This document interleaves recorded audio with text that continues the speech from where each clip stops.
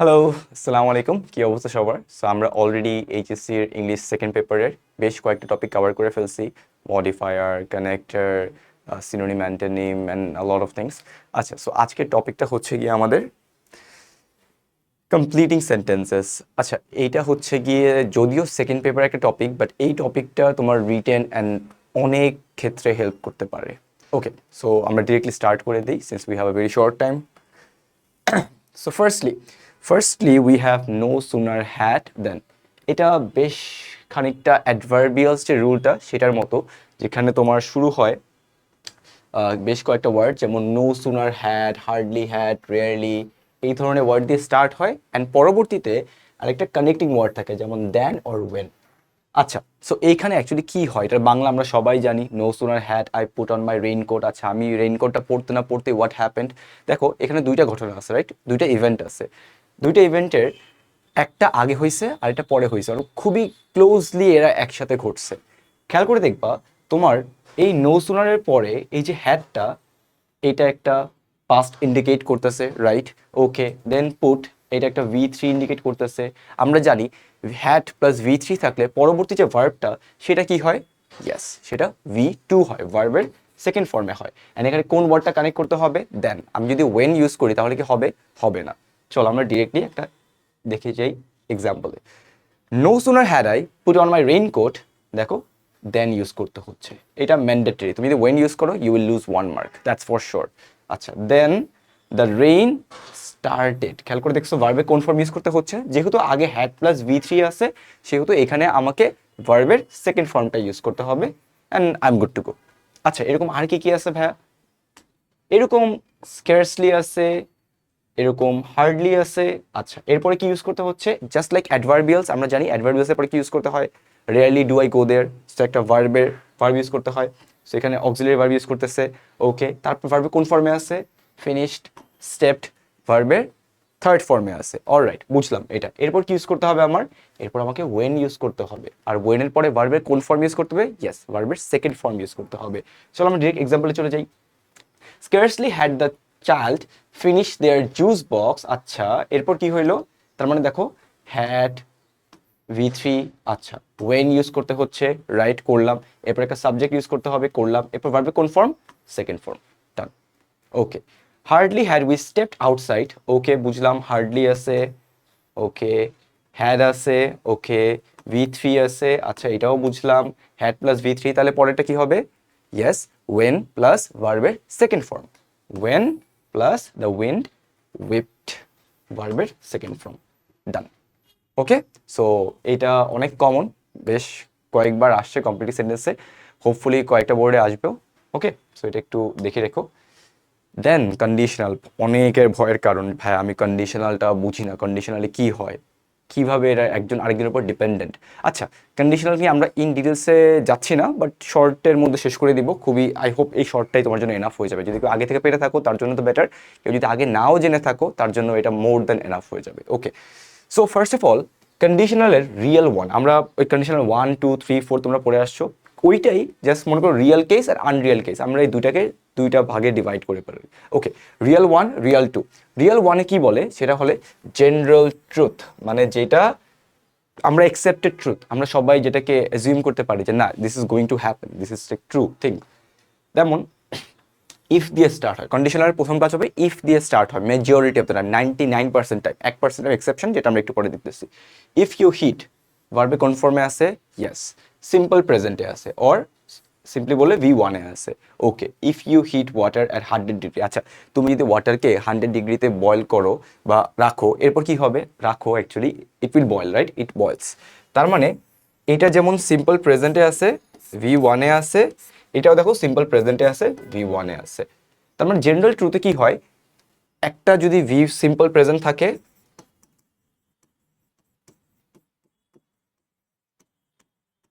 তাহলে পরেরটাও simple প্রেজেন্টে or V1 এ চলে যাবে, সেম কথা। আচ্ছা, কোন কেসে ভাইয়া? জেনারেল ট্রুথ, ওকে, অ্যাকসেপ্টেড ট্রুথ, যেটা সাধারণত সত্যি। ওকে, এটা গেল একটা জিনিস। রিয়াল কন্ডিশনালটা অত বেশি আসে না, তারপরেও রিয়াল কন্ডিশনাল টুটা আমরা দেখে ফেলি, যেটা হচ্ছে পসিবিলিটি। যেমন কালকে যদি বৃষ্টি পড়ে আমি সেখানে যাব না, তুমি যদি সেখানে যাও তাহলে আমি সেখানে যাব, তার মানে কি? ডিপেন্ডেন্সি, তাই না, ওর এই ঘটনাটা আরেকটা ঘটনার উপর ডিপেন্ডেন্ট। যেমন আমরা যদি এখন চলে যাই পসিবল রেজাল্টস, ইফ, আবার দেখো ইফ দিয়ে স্টার্ট হচ্ছে, ওকে ইফ ইট ইজ, দেখো আবার সিম্পল প্রেজেন্টে, আবারও সিম্পল প্রেজেন্টে চলে আসছে, ওকে বোঝা যাচ্ছে, রাইট। আবারও সিম্পল প্রেজেন্টে, if it is rainy much, okay will not go. খেয়াল করে দেখছো এর আগে কি ছিল, আগেটা ছিল V1, সিম্পল প্রেজেন্ট থাকলে সিম্পল প্রেজেন্ট, অর V1 থাকলে V1। এই কেসে হচ্ছে যে it is also in simple present, but যেহেতু ডিপেন্ডেন্সি, কালকে যদি তুমি সেখানে যাও তাহলে আমিও সেখানে যাব, ডিপেন্ডেন্সি বোঝানো হচ্ছে, নট লাইক জেনারেল ট্রুথ। সেই কেসে একটু ফিউচার ইউজ করতে হবে, তার মানে কি উইল অ্যান্ড পরবর্তীতে একটা V1 ইউজ করে দিতে হবে, যেহেতু নেগেটিভে আছে আমরা এখানে নট ইউজ করতেছি, ইজি। ওকে, রিয়াল কন্ডিশনালটা আমরা সবাই আমাদের রিয়েল লাইফে ইউজ করে থাকি, কিন্তু আনরিয়াল কন্ডিশনালটাই এক্সামে বেশি আসে, সেটা হতে পারে তোমার বোর্ড এক্সাম, সেটা হতে পারে তোমার অ্যাডমিশন টেস্ট। সো বোথ কেসেসে আমরা এই আনরিয়াল কন্ডিশনালটা একটু বেশি ফেস করে থাকি। আচ্ছা, আনরিয়াল কন্ডিশনালে অ্যাকচুয়ালি কি হচ্ছে, ফার্স্ট অফ অল তোমাকে বুঝতে হবে এই ঘটনাটি সত্যি আর মিথ্যা, দ্যাটস ইট, সত্যি আর মিথ্যা। আচ্ছা আমরা এটা পড়ে দেখি, if I was a super hero, if I were a superhero, আচ্ছা আমি কি সুপার হিরো? না, মোটেও না। আমি যদি সুপার হিরো হতাম, if I were super hero, যদি আমার কাছে আজকে $1 বিলিয়ন থাকতো, আছে? ডেফিনেটলি নাই। তার মানে এই যে এইসব কেসগুলো হাইপোথেটিক্যাল কেস, যেটা আসলে নাই, but I am for now মানে গেসিং যে যদি থাকতো তাহলে কি হতো। If I dash a super hero, যেহেতু আমি সুপার হিরো না, মনে রাখবা আনরিয়াল কেসের এই ভার্বটা কখনো এস বা ইএস দিয়ে হয় না, সিঙ্গুলারে হয় না, সহজ কথায় প্লুরালে চলে যায়। তার মানে ইফ আই ওয়াজ হবে না, এটা কি হবে, if I were a super hero.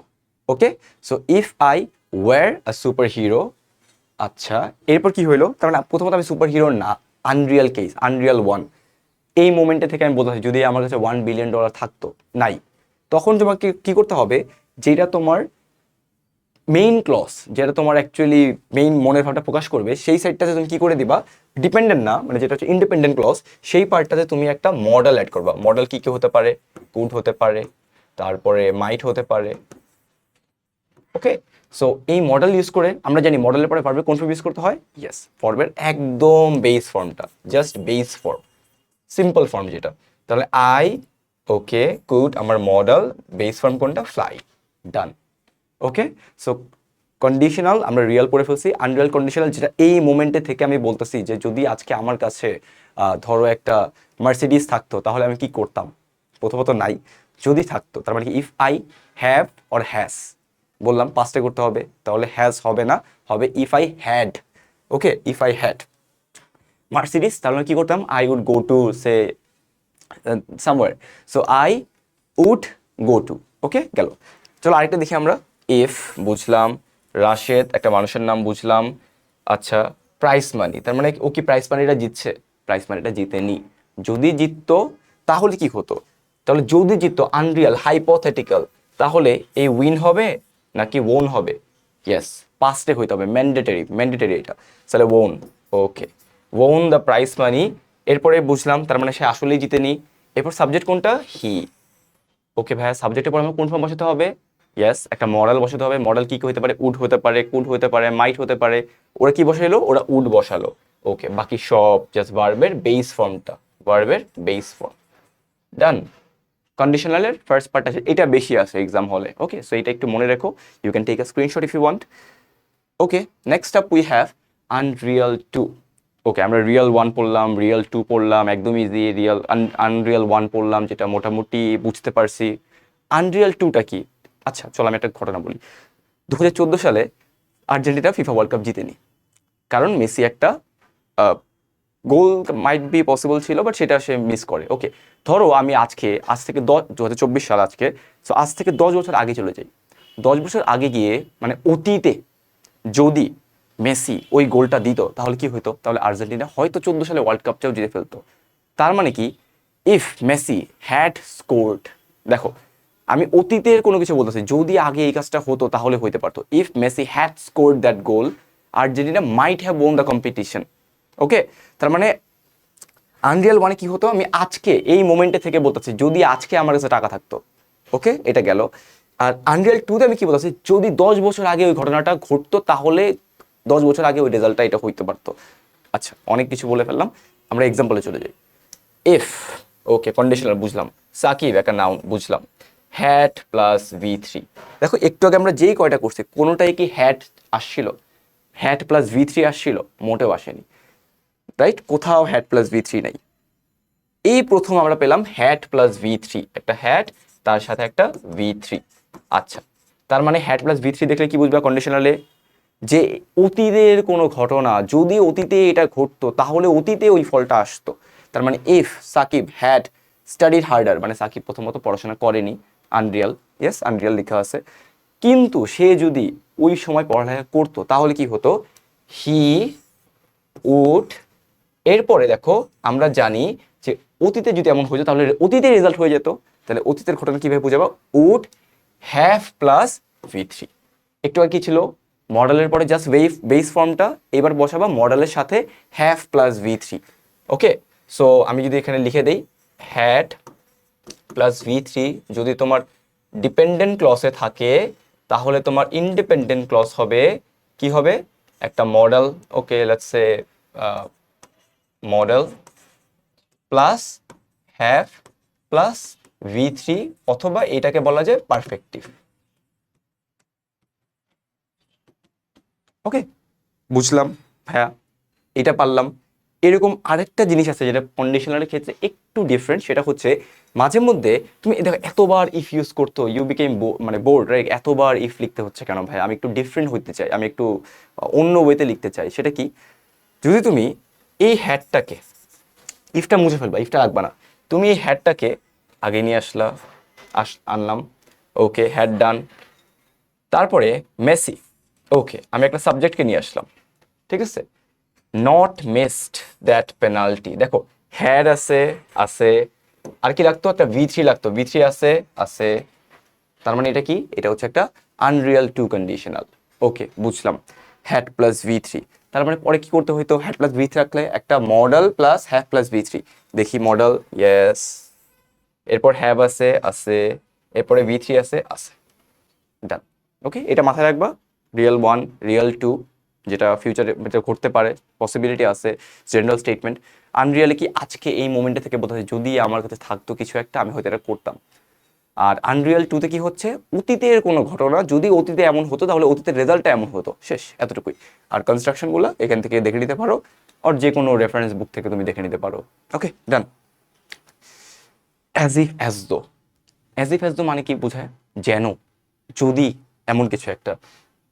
টিহা talked about the game as if she had been at the stadium. আচ্ছা, আমি এক্সাম্পলে যাওয়ার আগে একটু তোমাদেরকে বলি যে কি অ্যাকচুয়ালি হয় অ্যাজ ইফ অ্যাজ দোর ক্ষেত্রে। অ্যাজ ইফ অ্যাজ দো কিছুটা আনরিয়াল জিনিস বোঝায় most of the time, real case আছে বাট তোমাদের জন্য আপাতত আনরিয়ালটাই এনাফ। অ্যাজ ইফ অ্যাজ দোর আগে যদি সিম্পল প্রেজেন্ট থাকে তাহলে অ্যাজ ইফ অ্যাজ দোর পরে হয়ে যায় সিম্পল পাস্ট। ওকে, বুঝি নাই ভাইয়া, এক্সাম্পল দেখান, চলো। দ্য কুল বয় একটা সাবজেক্ট, ওকে কুল বয়, এরপরে কি? সিম্পল প্রেজেন্ট, ওয়ার্স, ওয়ার্স কিসে আছে? সিম্পল প্রেজেন্টে আছে। আর jacket as if, okay as if চলে আসলো, আসলো, এরপর কি করতে হবে? সিম্পল পাস্ট, এই দেখো ইট ওয়্যার উইন্টার। তার মানে এই গরমের মধ্যে একটা কুল বয়, ওকে ও হচ্ছে একটা ধরে নিই এক্স পার্সন নাম, ও একটা জ্যাকেট পরে আসলো, ওকে দেখে তোমার মনে হচ্ছে, ও এমন ভাব নিচ্ছে মনে হয় এখন শীত চলে আসছে। এইটাই হচ্ছে এরকম যে ও জ্যাকেট পরে আছে অ্যান্ড সেটা দেখে তোমার মনে হচ্ছে উইন্টার চলে আসছে, আসলে তো উইন্টার আসেনি, তাই না? গরম চলতেছে। So this is the case. So আমরা হচ্ছে কি অ্যাজ ইফ অ্যাজ দোর ফার্স্ট পার্টটা বুঝলাম, যেটা আগে সিম্পল প্রেজেন্ট থাকলে পরের পার্টটা হয়ে যায় V2। আচ্ছা, হোয়াট ইফ আগের পার্টটা V2? যেমন এখানে তিহা একটা সাবজেক্ট, ওকে টকড কিসে আছে? V2-তে আছে। অ্যাবাউট দ্য গেম, এরপর অ্যাজ ইফ আসছে, আসছে, তাহলে এরপর কি হবে? সিম্পল পাস্ট থাকলে এরপর অ্যাজ ইফ থাকলে পরের পার্টটা হয়ে যায় পাস্ট পারফেক্ট। পাস্ট পারফেক্ট কোথায় এখানে? Right, past perfect had been at the stadium. সে এমন ভাব নিচ্ছে মনে হয় সে স্টেডিয়ামে ছিল বাট আসলে তো ছিল না। Okay, so this is the case. একটু এই চারটা আর এই দুটা সেন্টেন্স মনে রাখলেই তোমরা ইজিলি পেরে যাবা ইনশাল্লাহ। ওকে, লিস্ট, আমরা সবাই এই লিস্ট লিস্ট এগুলো খুব বেশি ইউজ করে থাকি, মানে এটা অনেক ইজি, এটা সবসময় বোর্ডে আসে, সবাই তোমরা পেরে থাকো। সো এটা নিয়ে খুব বেশি কথা বলবো না, জাস্ট সিম্পল একটা রুল, যেখানে লিস্ট দেখবা এরপরে তুমি কি করবা, একটা সেন্টেন্স বসাবা যে সেন্টেন্সের মধ্যে মডেল শুড প্রেজেন্ট থাকতে হবে। তার মানে লিস্টের জন্য সবচেয়ে ইম্পর্টেন্ট কি, শুড, শুড, এটা জাস্ট মাথায় রেখো। Okay, he always carries an umbrella, lest it should rain. Simple sentence, just একটা মডেল, কোন মডেলটা, শুড কে রাখবা, must, okay, should. A student has to be punctual, he has to study regularly, least কি হবে, he should fail in the exam। সে যদি ঠিকমতো punctual না হয়, রেগুলারলি পড়াশোনা না করে, তাহলে কি হবে, সে এক্সামে ফেল করতে পারে। ওকে, বুঝলাম।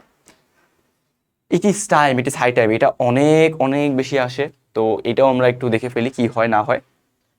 ওকে, প্যাট্রিয়টিজম, দেশপ্রেম, ইজ আ নোবেল ভার্চু। ওকে, আমরা এটা বুঝছি। ইট ইজ হাই টাইম, যেহেতু একটা নোবেল ভার্চু, তোমাকে জাস্ট এইভাবে রেখে দিবে এক্সাম হলে, তোমাকে কী করতে হবে, এরপর কিছু একটা লিখতে হবে। কি লিখতে হবে, it is high time, subject. Okay, যদি সাবজেক্ট না দেওয়া থাকে সেক্ষেত্রে you can introduce a subject. মনে থাকবে, যদি সাবজেক্ট না দেওয়া থাকে you can introduce a subject.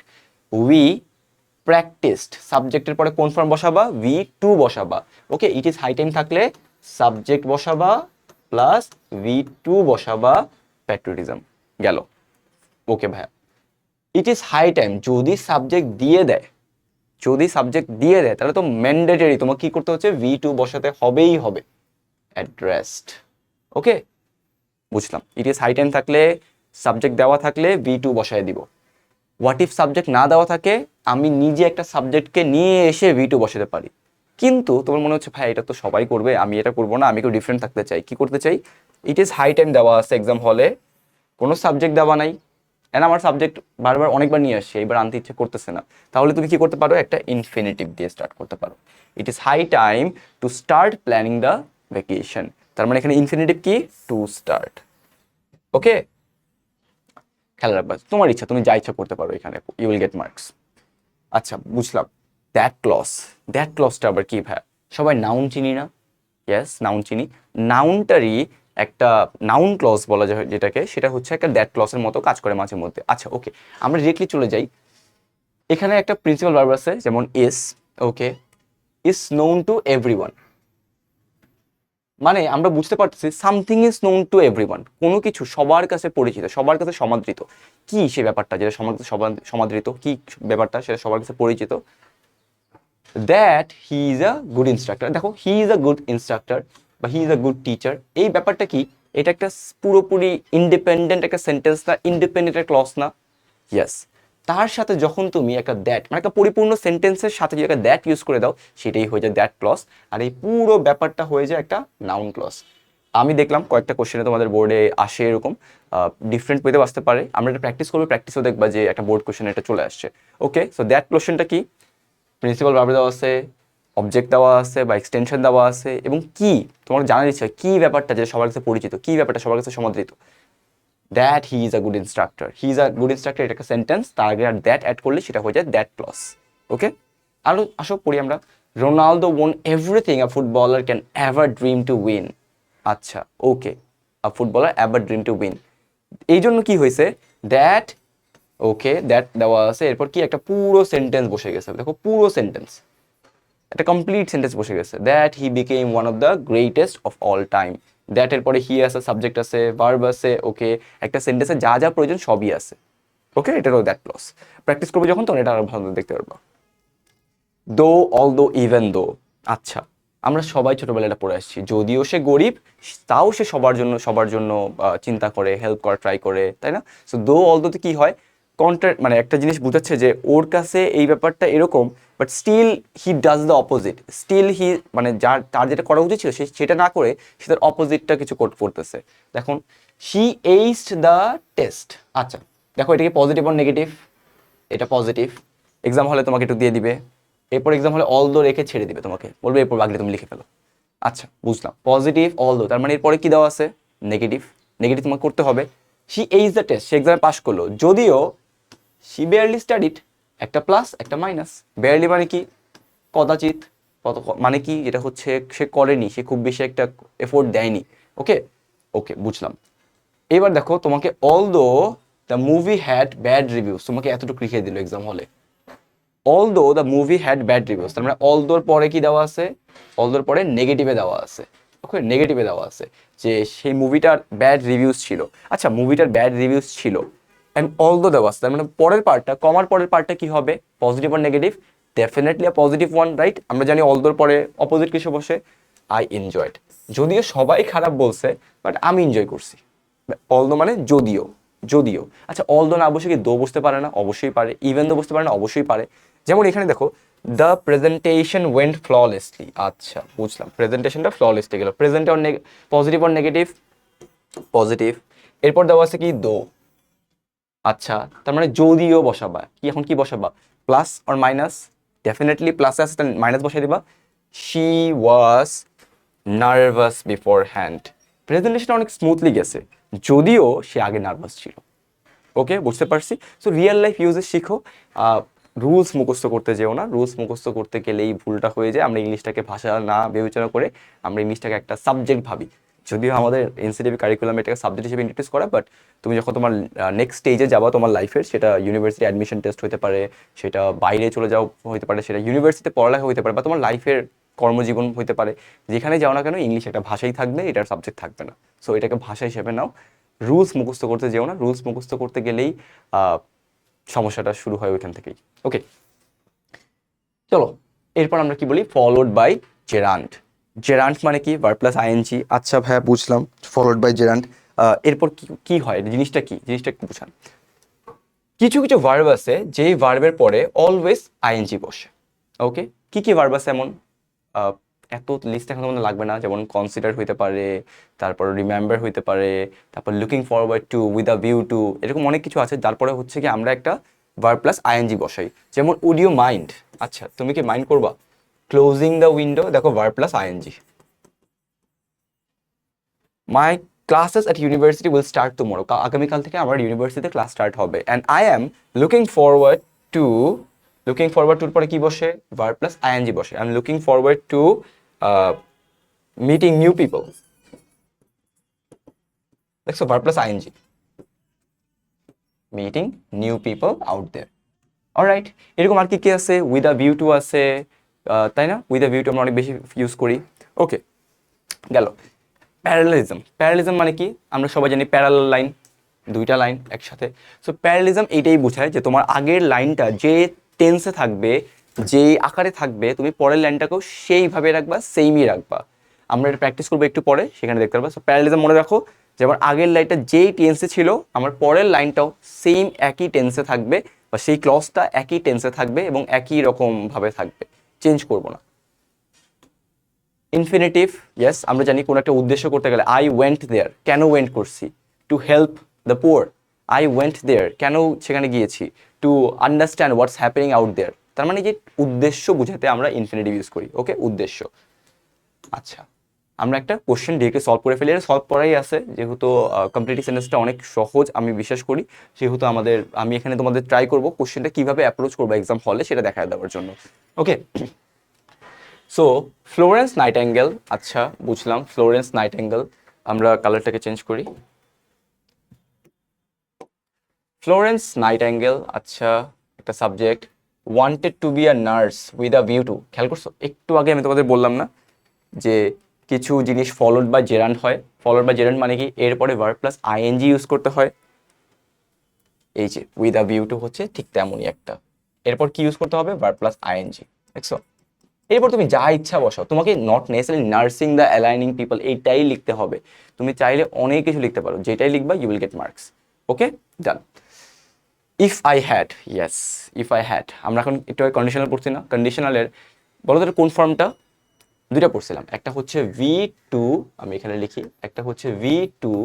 V two থাকলে পরের পার্টটা কি হয়, মডেল প্লাস বেস, এটা পড়েছিলাম। আর এটা কি পড়েছিলাম, হ্যাড প্লাস ভি থ্রি থাকলে পরের পার্টটা কি হয়, ইয়েস, মডেল প্লাস পারফেক্টিভ।